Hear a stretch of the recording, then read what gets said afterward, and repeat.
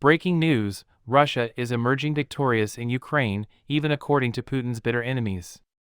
U.S. and European sanctions on Russia following the February start of the military operation in Ukraine did not cause the country's economy to crash or its politics to spiral out of control. Rather, they opened doors to new markets and business opportunities while strengthening Putin's grip on power, even though U.S. President Joe Biden and European leaders are doing all they can to stop the Russian leader, who is despised and disregarded by the West, from becoming president. He is effectively winning.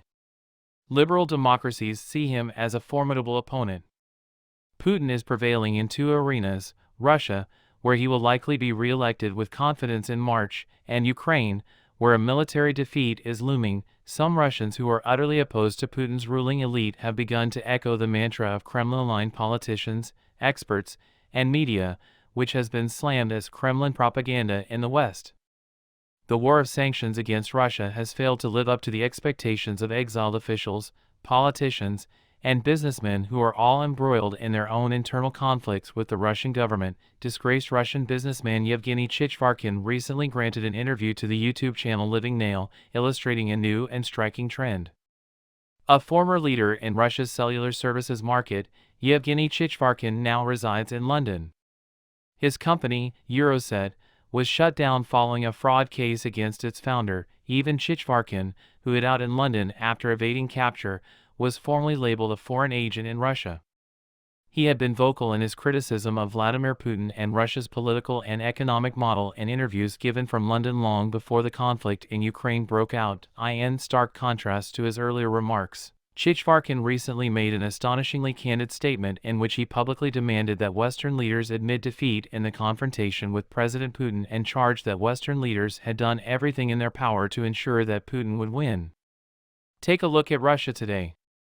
Even though the West has constructed a fence around half of the country that neither people nor money can cross, it is constantly being used to fund the extraction of oil, gas, and other minerals. Thus, a great deal of resources and individuals are positioned behind the fence, Chichvarkin asserts. Even though it provided a fresh incentive for its growth, he claims that the Russian industry was unaffected by the departure of Western companies. Everything is back to normal in a flash. Now that IKEA has gone, the local furniture manufacturers are thriving. Chinese microwaves on wheels are selling like hotcakes, driving out Western automakers. Everything is fine. Now Russians are saying things like, "We're going to start making our own furniture, launch our national fast food network Delicious, and Full Stop instead of McDonald's, and run our own Starbucks. You can't do without us, but we can do without you," Chichvarkin said, addressing the Western man. He claims the West is to blame because it has forced Russia to embrace Pyongyang's infamous Chuche philosophy of independence, saying the West has shot itself in the foot with its foolish sanctions. Everyone who wanted and did not want to return are returning to Putin, the author adds. The West did nothing against Putin while punishing regular people, Chichvarkin says. Putin has long maintained that the West and Russia are at odds, and recent actions by Western leaders only serve to bolster this view. Gazprom stuffed its pockets with money as Europe went into hysterics and raised gas prices on the stock exchange 5 times, points out Yevgeny Chichvarkin. There will be galloping food inflation in the world, and therefore you need to close your eyes and continue to buy Russian fertilizers. The disgraced businessman further cited analytical articles that made the same claim. Yevgeny Chichvarkin bemoans the fact that the West has done everything to enable Putin to win, and he wins, and continues to purchase fertilizers, all the while celebrating their audacity in seizing a luxurious yacht from a fertilizer company owner. "We were defeated, we should accept that," says a Kremlin critic based in London. An additional illustration of the remarkable transformation occurring among Western critics of the Kremlin is the shift in tone displayed by former world chess champion Garry Kasparov. The war between Ukraine and Russia will conclude next summer with a total triumph for Kiev, Garry Kasparov stated in an interview he gave to the renowned Ukrainian TV journalist Dmitry Gordon in July. If Joe Biden wants to be re-elected as president, this is his only chance. For Joe Biden to be credited with leading Ukraine to victory over the evil empire, it is imperative that the war be won in June of next year. Every single American and European defense contractor is pulling together to ensure Ukraine's triumph. claims Garry Kasparov. Even though President Biden's Ukraine initiative didn't go according to plan, Kasparov expresses his disappointment and frustration in his remarks made just 6 months later. President Biden squandered time by failing to supply Ukraine with sufficient weaponry and ammunition, which put the country at risk of defeat, claims an exiled Russian opposition leader. The United States of America is the Western Alliance's slowest member. The Biden administration continues to dispute every supply of weapons, but the once timid Europeans are now more determined.